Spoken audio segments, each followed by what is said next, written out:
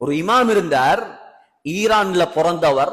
இந்த இமாமுடைய பெயர் ஃபஹ்ருத்தீன் ராசி. ஷாஃபி மதுஹபுடைய மிக முக்கியமான அல்லாமா. எவ்வளவு பெரிய இமாம் என்று சொன்னா 150 கித்தாபுகள் எழுதினார். 150 கித்தாபுல 100 கித்தாபு பாகம் பாகமாக எழுதப்பட்ட கித்தாப். எந்த அளவு பெரிய அறிவு அல்லாஹ் கொடுத்திருந்தாண்டா. இமாம் ராசி வாழ்ந்த காலம் பயங்கரமான காலம். பூகோள ரீதியாகவும் பிரச்சனை, மார்க்க ரீதியாகவும் பிரச்சனை. பூகோள ரீதியா என்ன பிரச்சனை? 6ஆம் நூற்றாண்டுல வாழ்ந்தவர். அந்த காலத்துலதான் சிரியா பகுதியில சிலுவை யுத்தம் நடந்தது. அந்த காலத்துலதான் மங்கோலியா பகுதியிலிருந்து தாத்தாரியர்களுடைய படையெடுப்பு நடந்தது. உலகத்துல யுத்த பிரச்சனை. மார்க்க ரீதியாக ஷியாக்கள், கர்ராமியாக்கள், கத்ரியா, ஜபரியா, முஅத்தஸிலா இப்படி வழிகட்ட பல கூட்டம் உருவாகும். அவ்வளோ கூட்டத்தோடையும் தர்க்கம் செய்தவர் தான் இமாம் ராசி. எந்த அளவு பெரிய அறிவு அல்லாஹ் கொடுத்திருந்தான் என்றா, அகாம அலா வுஜூதில்லாஹி அல்ஃப தலாயில அக்லியா.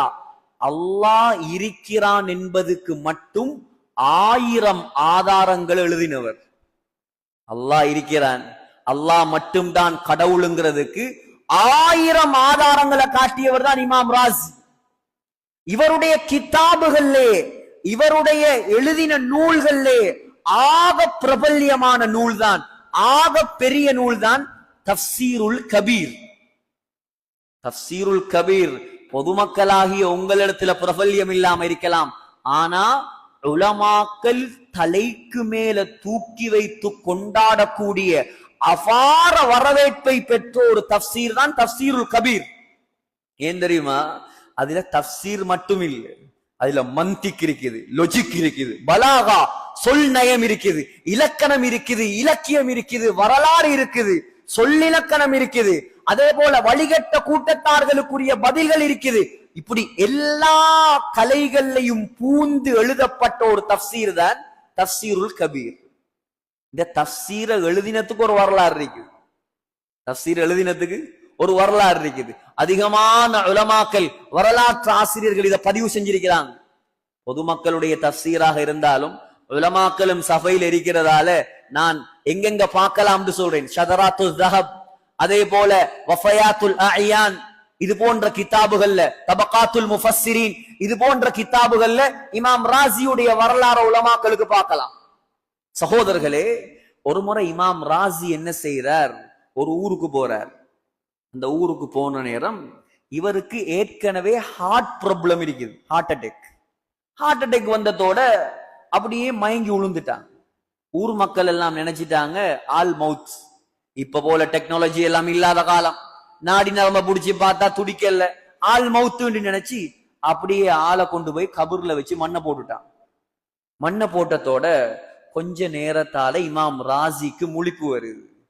முழிப்பு வந்தா எப்படி இருக்கும்? ஆள் கபூர்ல. இப்படியான சம்பவங்கள் நடந்திருக்கா இல்லையா? ஆள் கபூர்ல உயிரோட வச்சாச்சு. இப்ப வெளியே வாரத்துக்கு எந்த வழியும் இல்ல. அரபு நாடுகள்ல கபூர் எப்படி தோண்டுவாங்கன்னு சொன்னா, எங்கட கிழக்கு மாகாணங்கள்ல எல்லாம், சாய்ந்த மருதுல எல்லாம் சும்மா ஒரு பொட்டி கபரு தான். புள்ள குழி எல்லாம் வைக்கலாது. உள்ளுக்கு லாச்சி கபருன்னு சொல்லுவாங்க, அதெல்லாம் வைக்கலாது. ஏண்டா மணல், எங்கட ஊரெல்லாம் மணல், அதனால அது இடிஞ்சு விழுந்துரும். அரபு நாடுகளை பொறுத்த வரைக்கும் பொதுவாக லாச்சி கபரு தான் வைப்பாங்க. ஒரு கபரை தோண்டி அதுக்குள்ள ஒரு லாச்சி மாறி ஒன்று வச்சு அதுக்குள்ளதான் மையத்தை வைக்கிற, கல்ல வச்சுட்டு அப்படியே ஜனாசாவை மூர். இப்ப இவர் எழும்பி பார்த்தா மூச்சு எடுக்கலாம் இருக்குது, இருட்டு. அல்லாஹ் கிட்ட ஒரு வாக்கு கொடுத்தார், யா அல்லாஹ், இந்த இருட்டில இருந்து என்ன நீ பாதுகாத்தா நான் உன்னுடைய மார்க்கத்துக்கு பெரிய ஒரு சேவையை நான் செய்வேன். பெரிய ஒரு சேவை, அபாரமான சேவை. அந்த காலத்துல கஃன் திருற கல்லன் இருந்தான். பொதுவாக வறுமையான ஒரு காலம். அந்த காலத்துல என்ன செய்யறா, கல்லன் ஜனாசாவை அடக்கிட்டு போனதோட ஜனாசாவை தோண்டி கஃனை களவெடுக்கிற. இந்த காலத்துல இருக்குதோ தெரியாது. பொதுவா கல்லனுக்கு அரபி வார்த்தையில லிஸ் என்று சொல்லுவாங்க, சாரிக் என்று சொல்லுவாங்க. ஆனா கஃன் திருடக்கூடிய திருடனுக்கு நப்பாஷ் என்ற வார்த்தையை பாவிப்பாங்க. கஃனை தோண்டி, கபரை தோண்டி கஃனை களவெடுக்கிற. இப்ப இமாம் ராசி அல்லாஹ் கிட்ட துவா செய்து கொண்டிருக்கிறார், யா அல்லாஹ் என்ன எப்படியாவது காப்பாத்து, சரியா கவன் திருற கல்லன் வந்து கபரை தோண்ட ஆரம்பிக்கிறான். கபரை தோண்டி கிட்ட வாகி கஃனை இழுக்கும் போது இமாம் ராசி எழும்பி உட்கார்ந்துட்டார். எப்படி இருக்கும்?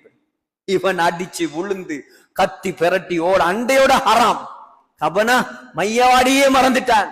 இவர் எழும்பினவர் சந்தோஷம், அல்ஹம்துலில்லாஹ். நேரா அப்படியே பள்ளிக்கு வந்தார். பள்ளிக்கு வந்து உது செஞ்சு 2 ரக்காத் தொழுது அந்த இடத்திலேயே தஃப்சீருல் கபீர் சூரத்துல் ஃபாத்திஹாவுடைய இன்டர்பிரிட்டேஷன் விளக்கம் எழுத ஆரம்பித்தார்.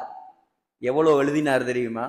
சூரத்துல் ஃபாத்திஹாவுக்கு மட்டும் 350 பக்கம் தஃப்சீர் எழுதினார். யோசிச்சு பாருங்க, ஒரு நாளைக்கு ஒரு பக்கத்தை நான் நடத்தினாலும் ஒவ்வொரு வாரத்தில் ஒரு பக்கம் வச்சா கிட்டத்தட்ட 7 வருஷம் வேணும் அதை மட்டும் முடிக்கிறது. வேற தஃப்சீர் எல்லாம் விடுங்க, தஃப்சீர் கபீர்ல உள்ள சூரத்துல் ஃபாத்திஹா 12 பாகங்கள்ல ஒரு பாகம் வந்து தனி சூரத்துல் ஃபாத்திஹா 350 பக்கம். நான் என்ன சொல்ல வரேன், அவ்வளோ அற்புதமான ஒரு சூரா தான் சூரத்துல் ஃபாத்திஹா. சூரத்துல் ஃபாத்திஹாவை மட்டுமாவது நாங்க சரியா படிச்சு எங்கட தொழுகையை அமைத்தோம் என்றா அல்ஹம்துலில்லாஹ் அல்லாஹ்வுடைய உதவி இறங்கக்கூடிய தொழுகைகளாக நம்முடைய தொழுகைகள் மாறிவிடும்.